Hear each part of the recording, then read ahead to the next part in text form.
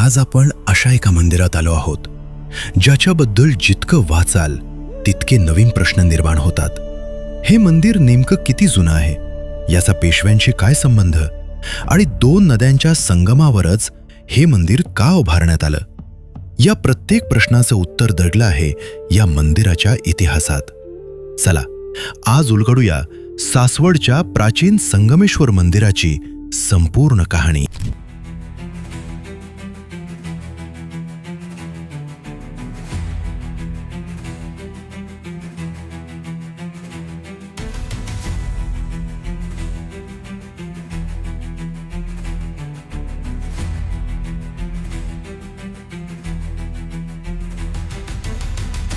पुण्यापासून साधारण 30 किलोमीटर अंतरावर पुरंदर तालुक्यातील सासवड येथे करहा आणि चांबळी अर्थात भोगावती या दोन नद्यांच्या पवित्र संगमावर संगमेश्वर मंदिर वसलेलं आहे.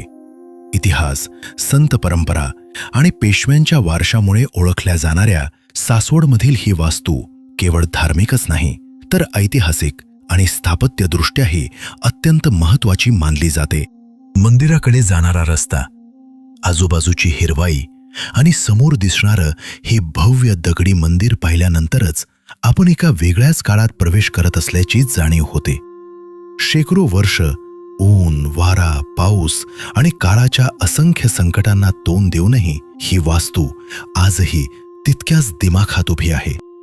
अभ्यासकांच्या मते या मंदिराचं मूळ बांधकाम इसवी सनाच्या 10व्या ते 13व्या शतकादरम्यान झालं असावं. काळ्या पाषाणातील भक्कम बांधकाम, दगडी खांब, नक्षीदार शिखर आणि अप्रतिम कोरीव काम पाहिल्यावर हेमाडपंथी स्थापत्यशैलीचा प्रभाव स्पष्टपणे जाणवतो. पुढे मराठा साम्राज्याच्या काळात सासवडला विशेष महत्त्व प्राप्त झालं.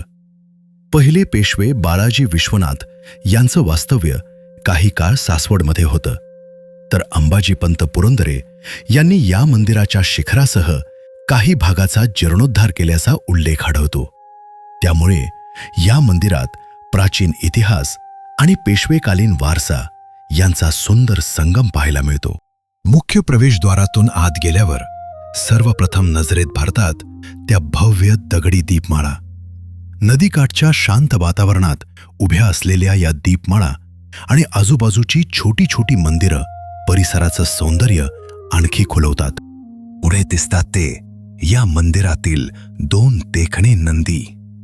काळ्या पाषाणातून साकारलेल्या या नंदींच्या गळ्यातील अलंकार, झूल आणि बारकाईनं केलेलं नक्षीकाम पाहिल्यानंतर त्या काळातील शिल्पकारांच्या अद्भुत कौशल्याचं मनापासून कौतुक वाटतं. सभामंडपात प्रवेश करताच प्रत्येक दगडी खांबावरील नक्षीकाम नजरेला खिळवून ठेवतं. मध्यभागी कोरलेलं दगडी कासव, सुंदर दगडी छत, नक्षीदार शिखर आणि प्रत्येक खांबावर केलेली अप्रतिम कलाकुसर त्या काळातील स्थापत्यकलेचा उच्च दर्जा दाखवून देते. इतकी शतकं उलटून गेल्यानंतरही या मंदिराचं सौंदर्य आजही तितकंच जिवंत आहे. गर्भगृहात विराजमान असलेलं संगमेश्वर महादेवाचं शिवलिंग, मंद प्रकाश, शांत वातावरण आणि अखंड सुरू असलेला जलाभिषेक, या सगळ्यामुळे इथे एक वेगळीच आध्यात्मिक ऊर्जा जाणवते. शिवलिंगासोबतच इथे गणपती आणि पार्वतीच्या मूर्तीही विराजमान आहेत. काही क्षण शांत बसलं की मन आपोआप स्थिर होतं आणि बाहेरच्या जगाचा गोंधळ क्षणभर विसरून जातो. मंदिराच्या सभोवताली वाहणाऱ्या दोन नद्या, घाट, हिरवीगार झाडं आणि शांत परिसर, यामुळे हे ठिकाण केवळ धार्मिक नाही तर इतिहासप्रेमी, निसर्गप्रेमी आणि छायाचित्रणाची आवड असणाऱ्यांसाठीही एक अप्रतिम ठिकाण आहे. विशेषतः पावसाळ्यात या परिसराचं सौंदर्य अनेक पटींनी खोलून येतं. मंदिराकडे जाण्याचा अनुभवही तितकाच खास आहे. नदीवर बांधलेल्या लोखंडी पुलावरून चालत मंदिराकडे जाता येतं. या पुलावरून एका बाजूला शांतपणे वाहणारी कढा नदी तर दुसऱ्या बाजूला चांबळी नदीचं मनमोहक दृश्य पाहायला मिळतं. सभोवतालची हिरवाई, नदीचा मंद प्रवाह आणि समोर दिसणारं हे प्राचीन दगडी मंदिर, या सगळ्यामुळे मंदिरात प्रवेश करण्यापूर्वीच मन प्रसन्न होतं. त्यामुळे इथे आल्यानंतर या पुलावर काही क्षण थांबून या निसर्गरम्य परिसराचा आनंद नक्की घ्या.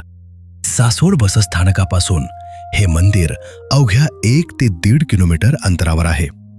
पुणे हडपसर दिवेघाट सासवड या मार्गाने साधारण 1 तासात येथे सहज पोहोचता येतं. याच ट्रिपमध्ये चांगोटेश्वर मंदिर, संत सोपान काका मंदिर, पुरंदरेवाडा आणि पुरंदर किल्लाही पाहता येतो. त्यामुळे एका दिवसासाठी ही एक परिपूर्ण ऐतिहासिक, धार्मिक आणि निसर्गरम्य सहल ठरू शकते. इतिहास, श्रद्धा, स्थापत्यकला आणि निसर्ग या चौघांचा अप्रतिम संगम अनुभवायचा असेल तर सासवडचं संगमेश्वर मंदिर तुमच्या भटकंतीच्या यादीत नक्की असायला हवं. आणि अशीच पुणे व आजूबाजूच्या ऐतिहासिक, सांस्कृतिक आणि निसर्गरम्य ठिकाणांची माहिती मराठीत पाहण्यासाठी आपल्या आर पुणे सिटी चॅनलला नक्की सबस्क्राईब करा. हा व्हिडिओ आवडला असेल तर लाईक करा, तुमच्या मित्रांसोबत शेअर करा आणि पुढचा व्हिडिओ तुम्हाला कोणत्या ठिकाणावर पाहायला आवडेल ते कमेंटमध्ये नक्की सांगा.